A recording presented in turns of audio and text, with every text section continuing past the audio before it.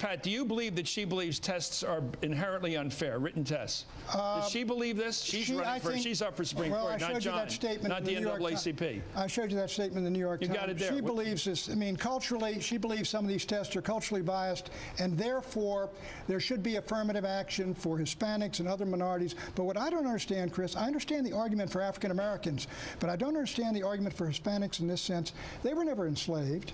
They never had Jim Crow. Puerto Ricans came to America in the 1950s into a liberal city. Why are they being preferred ahead of Portuguese Americans and Polish Americans? Well, let me just say this. We have many more minorities than African Americans who have been victims of very nasty discrimination, including Puerto Ricans and other Hispanics in this country. I don't think there's any question about how racism and discrimination, ethnic hostility have affected more than African Americans in this country.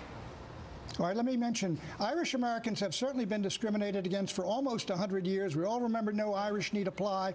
Should Irish Americans be preferred in the Ivy League and get affirmative action and ethnic preferences? You are making a slightly different point. This is not an affirmative action case. It's whether or not we can have a fair test.